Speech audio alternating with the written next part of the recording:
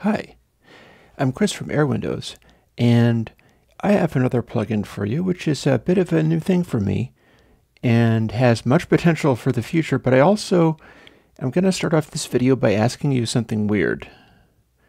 See, if you've watched these before, you probably know that I talk about the plugins and things, and I talk about what I'm doing with them, but I don't do a lot of fussing about the YouTube channel, partly because I'm paid by Patreon, and the YouTube channel gets me like maybe $100 a year or something, and that's not expected to change in any significant way, so it's not really important.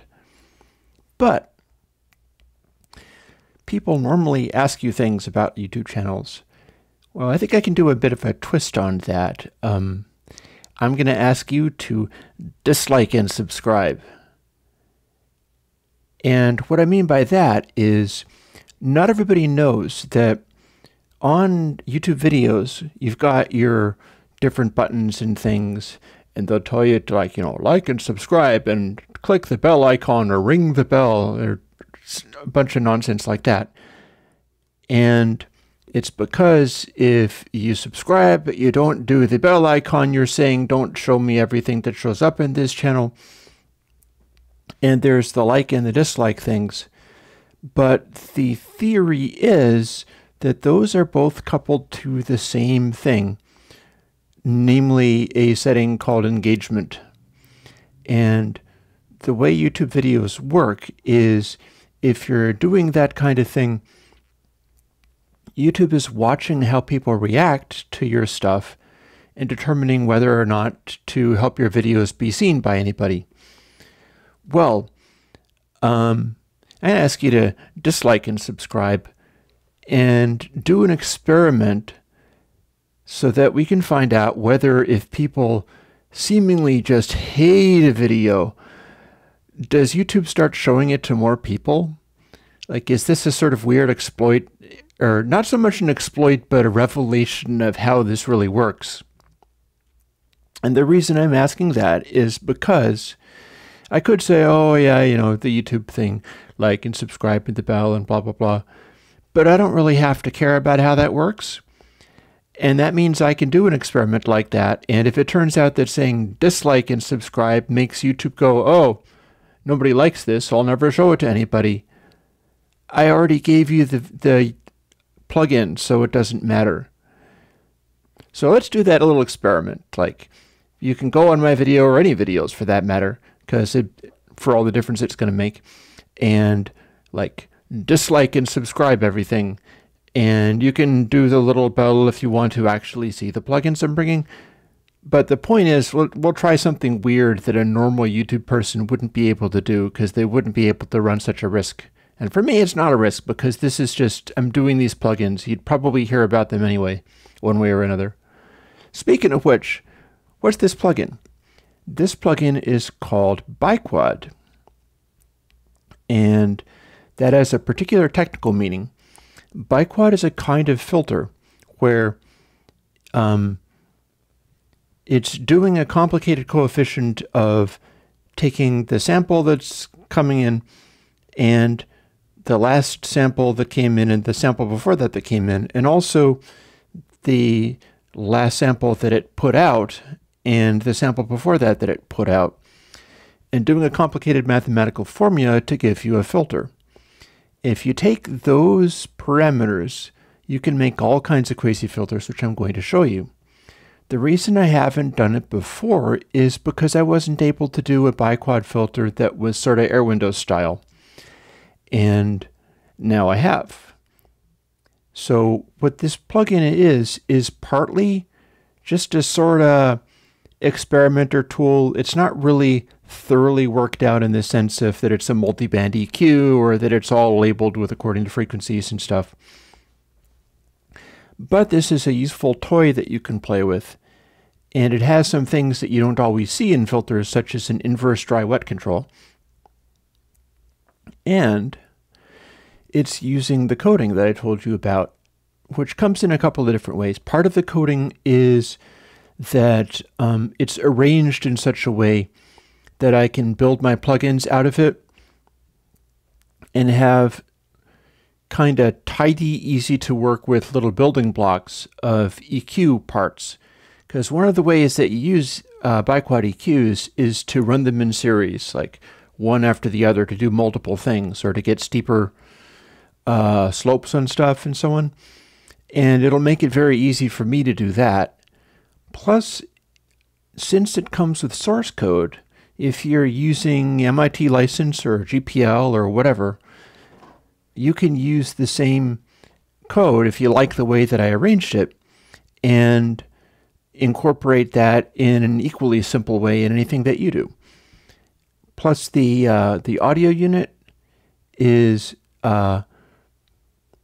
end-to-end. It's like dual mono, but I make available a stereo audio unit, even though the plugin doesn't come out that way because there would be no perceivable difference. But the code comes with stereo in case you were doing something like mid-side or a stereo plugin where you needed to use it. So there's sample code, in other words, for a stereo implementation, and it's set up in such a way that that and the VST, which normally runs in stereo, is easy to work with and direct and simple to use. It doesn't take up a lot of space, and it isn't particularly complicated. It's a little arcane, but in a different way that people normally have. Like normally, it's this complicated C++ constructors and classes and things. And in mine, it's just this little array that you define. And the array contains all the variables you're going to use and all of the frequencies and things that you're going to use in case you needed to have it like shift on a sample by sample basis or anything like that. So yeah, this is a tool, but I did say that I was able to make it sound better, and here's how. Biquad filters normally have some limitations in that if you do things like crazy steep Q, which is resonance, or weird frequencies that are too extreme, it can break because the numbers involved in the calculation get too delicate and you can't contain them within 32 bits anymore. Well, as you know, I like using long doubles and extremely long word lengths on things. So part of what the Airwindows Biquad does is uses calculating depth enough so that you're not going to run into those problems. So I can define pretty much anything that I want. It's not literally anything that I want. The frequency control, as you can see, it goes from 0 to 1. That's not literally 0 to 1. 0 is a tiny bit bigger than 0 because otherwise the biquad filter will break. And 1 isn't literally 1. Instead, it is 0.5 because if you set the frequency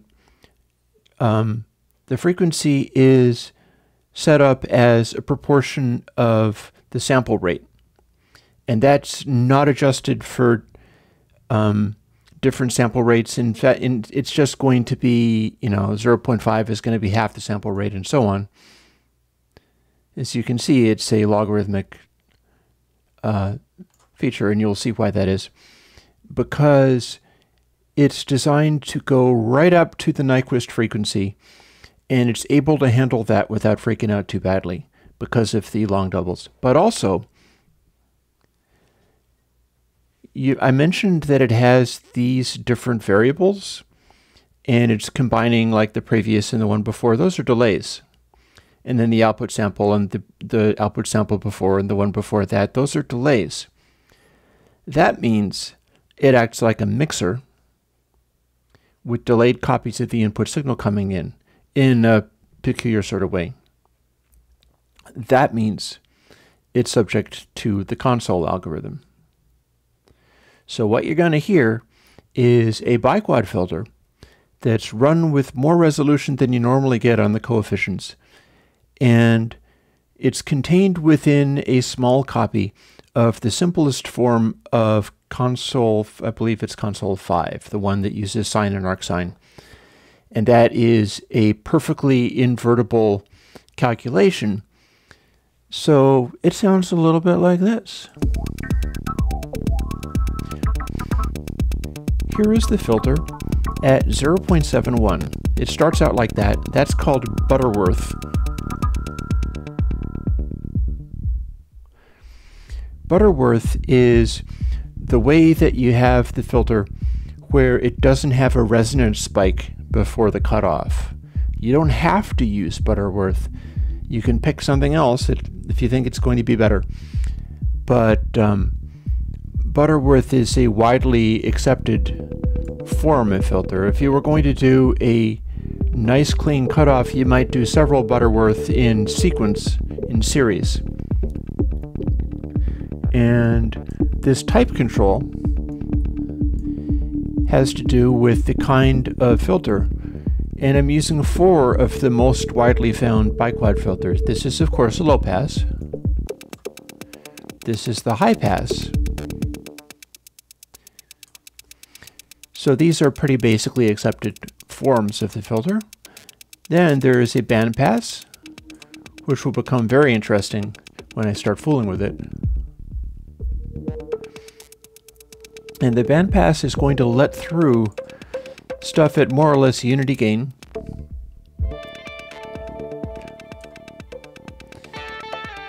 Kind of like it was your higher low pass. And the width of it is determined by the Q. Lastly, there is a notch filter, and that is number 4 here. And the notch filter completely cancels out at the frequency you set, and the Q determines how tightly it isolates that frequency. So you can see we have a whole series of possible filters that I can make as convenience utilities, like, you know, a hum cancel at 60 or 50 hertz, you know, which can include overtones like 120 or so on. I can make them really sharp Q. Or a wah pedal or something like that. But you know, you can get even more interesting than that. For instance, I mentioned that you can do a Q. Q goes up really steep here. The way this is set up is it's trying to have a usable range in the center of things. And if we increase the Q, we're going to start getting a little feedback going on. My apologies if that gets a bit loud, but that's what high Q looks like.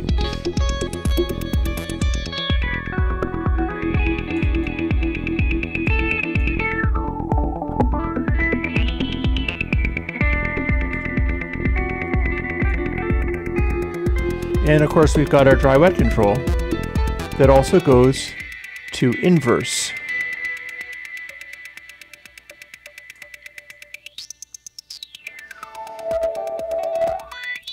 So this is causing a weird effect because we've got cancellation using dry wet. Dry wet at negative 0.5 is total cancellation. But if we start increasing the Q, then we're going past that to create a louder sound. And we're hearing a certain amount of distortion because it makes stuff loud. But this is the kind of thing that you'd be working with if you were setting up, oh no, we have resonance of the beast. Let's make it be a little louder.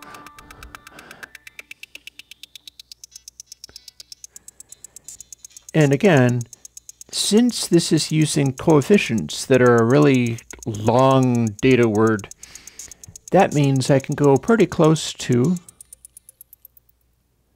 the Nyquist frequency without the filter freaking out and just throwing garbage. And because I have a really steep Q, I have a very intense output.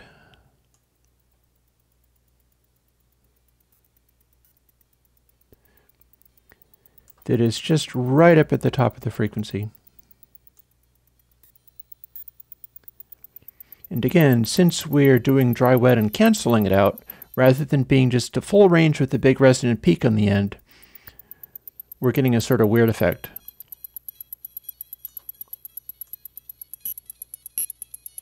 And this is what you get with a really harsh high frequency boost. Or we can pick the high pass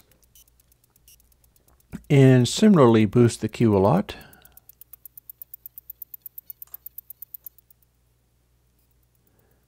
And get a similar ability to dial it like right up against the Nyquist frequency without really breaking anything, which is not what you'd necessarily be able to do with normal biquads, because if you're calculating them at 32-bit, they're going to freak out and die at some point.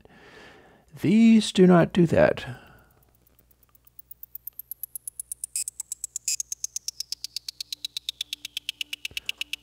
And you can do the same thing with a bandpass, except for that the bandpass, rather than having the resonant frequency get louder, the bandpass makes the resonant frequency the original volume again, and then you just got cancellation for everything else. So when we crank up Q on the bandpass, what we get is this. Really accurate isolation. That's not going to get louder than the input coming in. And you can also hear, and this has to do with how the Q works. Since Q, or resonance, is so subject to what the console algorithm does, doing a bandpass filter at a Q of, say, 30, like this, sounds different than a raw biquad would sound because it's running through the console algorithm. So, this might not be super loud, but you'll hear a tonality about it that probably feels kind of analog-y because it's working around some of the issues in digital signal processing using the console algorithm. It's not using essentially digital summing to do its resonant frequency calculation. And remember that since console is an encode-decode stage that cancel out, meaning that only the nonlinearities in the calculation become affected, that means we still have a very clear behavior.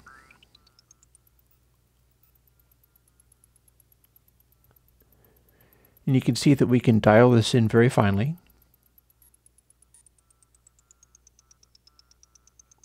It's a really sharp resonance, but we don't care. It's going to be just fine. And then since we have it dry wet, that's one way, as opposed to like trying to do it within the calculation of the biquad filter. One way of doing stuff like this is to take that and then apply it to the dry wet.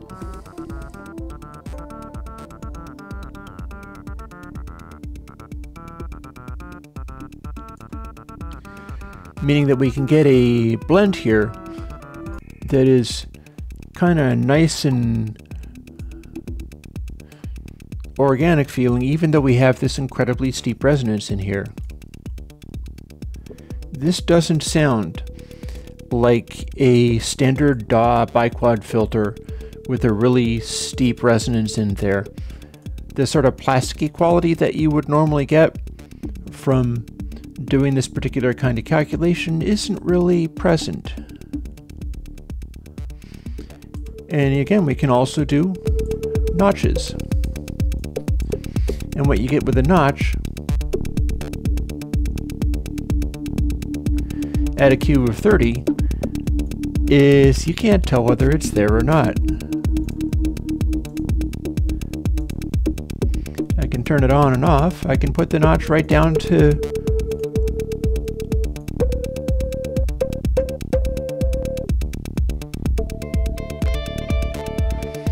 see, this notch is so narrow that I can't find it. I can't tell where it is anymore. But I can show it to you. Dry wet. Since this is logic, I'm going to hold down Option to dial in exactly the right 0.5 here. Now we can find it. And this notch is complete cancellation at this frequency.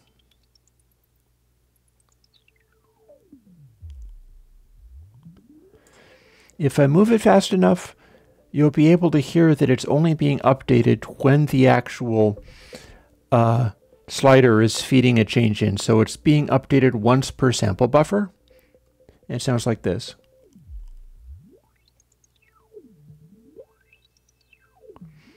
You notice it's being very well behaved even though it's at a Q of 30.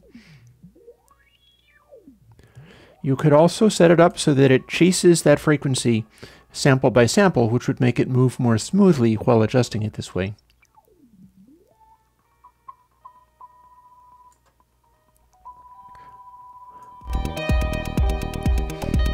And then we're canceling out that frequency. But wait, there's more. We've been doing extremely high Q, and as I said, 0.71 or possibly 0.7071, if I'm remembering correctly, is the Butterworth curve, meaning that you do a filter with it.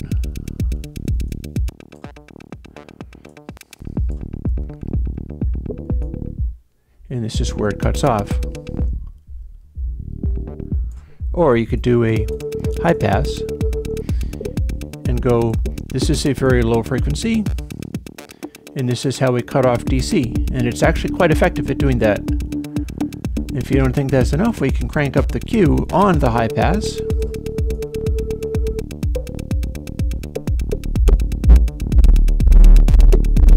And a resonant high pass is a very loud thing. And one of the things about Q is that you're steepening the fall off after that resonant peak. So I've got this very sharp Q, and you can see that the low frequency cutoff is really far down there. But if I made it be less sharp, it isn't going to put that resonant spike in, and it isn't going to fall off as fast after that. But hey, what do we get when we're using an incredibly tiny Q? Well, you can see that this is taking away more of the bass because the Q is almost nothing. What happens when we start fooling around with the frequency control? Well, this is one way that we can get a sort of tilty Q effect where the cutoff is very slow. Like we can go way up to here or way down to here. But we've got this new biquad filter that's using very long coefficients for the data length. So what happens if we start doing something weird, like the frequency goes down to next to nothing? Well, what we've got is a low pass frequency that we can start dial in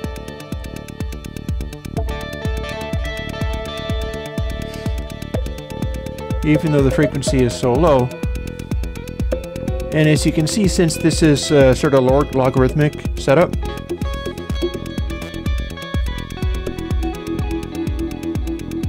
we've got a new way of doing a high pass filter here, because we're using a very, very low cutoff, but we're also setting the frequency very, very low too. Or we could have the, well, for one thing, we can play like, let's pretend that we're doing a subsonic thing. We're doing a normal low pass, and we've got intense resonance going on. Turn it up as far as we can.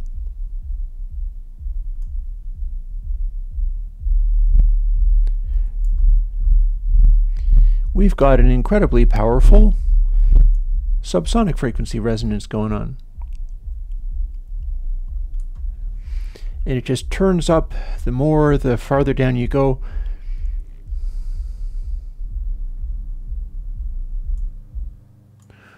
Or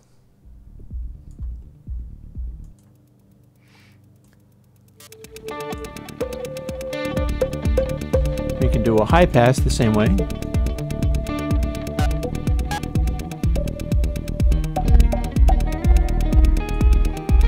Or we could cancel it out using the dry wet. I'm going to find that 0.5 again.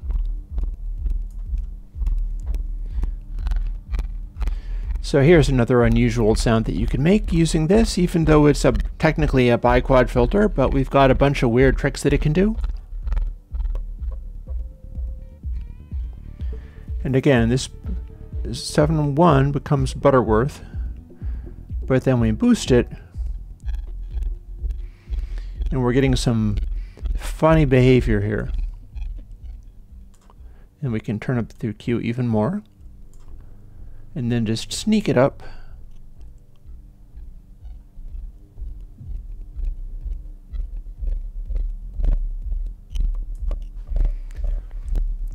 And then maybe, because the interesting thing about this is this is still like a DC block. This is not going to let the very lowest frequencies, because this is a high pass. And then we can sneak it this direction, or the other direction.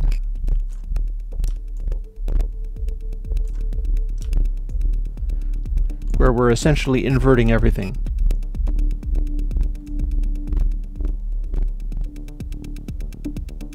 And the closer we get to dry, the less of it we're going to hear. Unless, of course, we raise the frequency a little.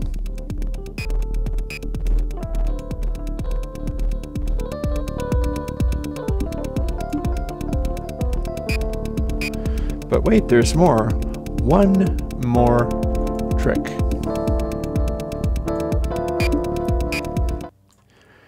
Here we have a bandpass. It's at very high Q. But what do we get if we take a bandpass and tell it to be a very wide Q? Let's start by setting the frequency, which again is highly logarithmic, to exactly 0.5. As you can see, we're at 44.1K, so that is just a hair over 10K.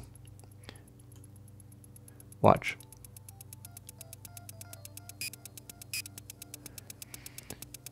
And here we are at Butterworth, and we're going to go farther. Still a bandpass.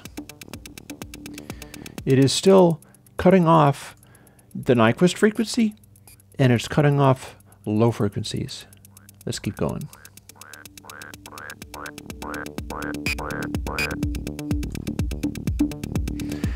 All of a sudden, we have a bandpass that's using the long data words of the coefficients to give a weird sort of band-limited sound. This is centered around 10K, but you really wouldn't know it. And it's doing a pretty good job of acting like some kind of isolation transformer or something, perhaps. You're getting the mid-ranginess, but it's taken away some of the outside stuff. Check this out.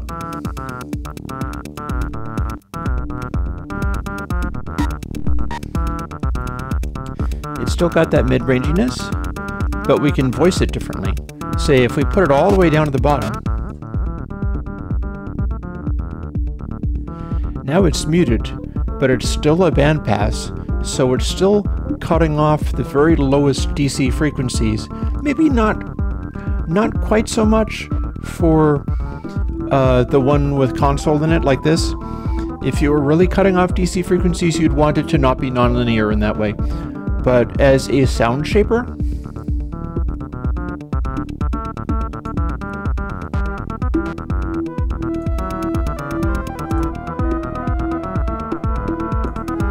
we've got a very natural sounding filter, because the Q is almost nothing. The Q is down to next to nothing.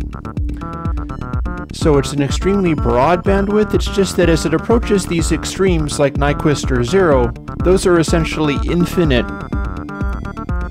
cancellation. That's where it cuts off completely. So we get to voice this.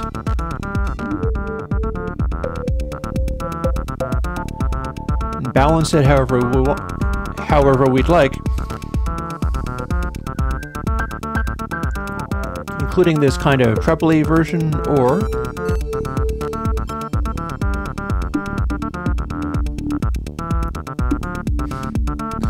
we could decide that we wanted it to sound kind of like, say, let's go back. We could decide that we wanted it to sound, say, like a transformer or some kind of interstage thing. Analog mixing console, anyone? We can voice a little darker. We can voice a little brighter. And every step of the way, it retains all of the sonic clarity of the original sound, because it's basically a little algorithm being done very correctly with very high resolution inside console. You take console out of this and it starts to sound more like processing. But since it's being done inside console, the texture and tonality of everything is essentially untouched, completely untouched.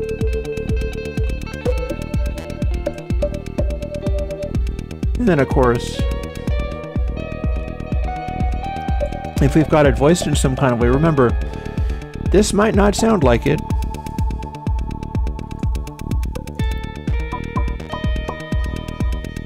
We're getting to sort of color and shape this, giving it this analog quality to it, but it is still a biquad bandpass.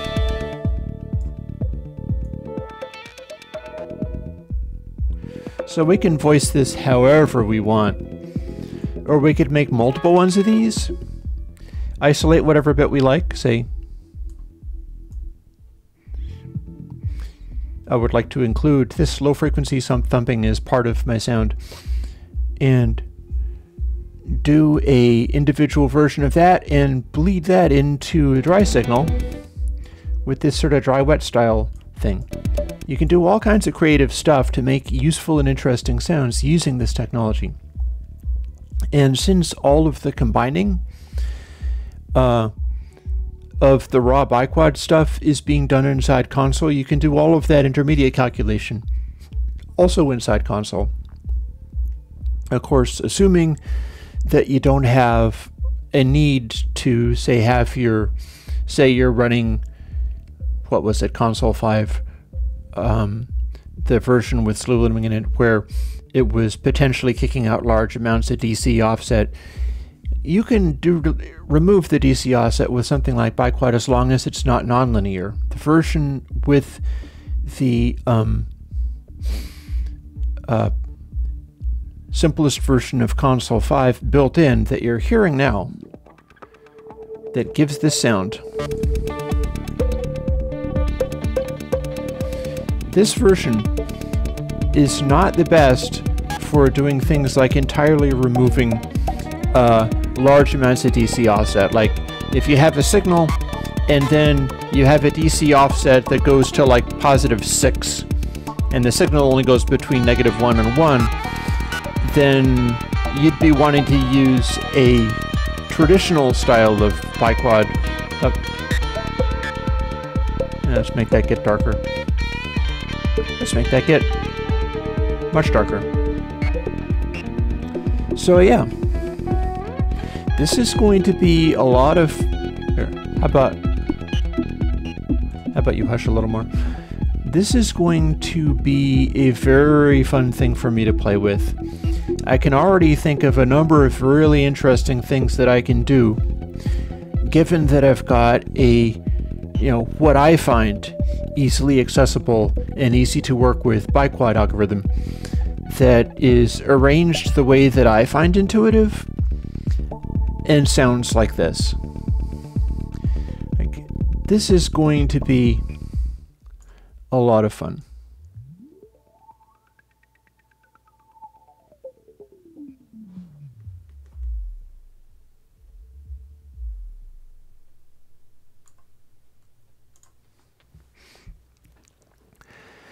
This biquad plugin is free. if you're worried about it not being labeled like the type, first of all, like low pass, high pass, bandpass, and notch, you can tell what they do very quickly by just using them, so I'm not worried about that. Frequency, it's not really 0 to not really 1, and 1 is actually more like 0.5 of the Nyquist frequency, so 1 acts like the highest available frequency. Actually, no, 1 is Nyquist, but 1 is not the sample rate. Nyquist frequency is half the sample rate. And if you would like it to be closely aligned to, say, actual sample frequencies and things like that, this isn't the last biquad-based plugin I'm going to make, obviously, by a long, long shot. I'm going to be able to use this for lots of cool things. So we've got that to look forward to. The reason I'm able to keep plugging away at this, because I tried doing biquads a lot. I tried doing biquads many times, and since I needed to not use, say, if I found versions of biquad filters that were out there and they were implemented with, say, GPL, I couldn't use that. I can't use code like that because I'm using an MIT license, which is somewhat more permissive. And I also found that people normally implemented this stuff in a kind of convoluted way that involved defining a lot of classes and concepts of things, and I wanted to make it a lot simpler. So every time I tried to do a biquad filter, I took the basic information and the math, which I don't really understand super well, and tried to kind of clean room re-implement it from scratch, but it became scrap because it was useless and didn't work. And this is the time that I implemented it in such a way that it worked. The reason I was able to stick with that for so long is because I'm supported by Patreon. So if you find this biquad filter useful, or just like the fact that I'm here plugging away at this kind of stuff until I can bring new things to you, consider that the plugin is free, but that you could also jump on the Patreon for like an additional $50 a year, if you can. If you can't, that's completely fine with me. That's how I'm still here doing this. If not for that, I wouldn't have this current biquad. I wouldn't have the stuff that I'm going to be coming up with sooner and later. That's just how this works. And remember, dislike and subscribe, because so I can experiment with that thing about whether disliking a video helps it or hurts it. Because I do think that it's possible that YouTube is kind of perverse and will show you to more people if they think you're controversial and people hate you. I don't know that, but we may be able to find out. So let's do that little experiment of dislike and subscribe, and we'll see what happens there. That said, biquad is out, and the source code includes a stereo version for audio unit that's not represented in the actual plugins because there's no difference. But if you were coding something like midside or a stereo plugin that used distinct parameters for the different, actually distinct parameters, you'd need to have different EQs in there because of the way it's implemented. But if you need to talk about that, show up on Monday for my live streams and I'll talk to you about that. Biquad is free for you and MIT licensed open source. I hope to see many cool things coming from it. And I hope you like it and are having a good week. And I'll talk to you later. Bye-bye.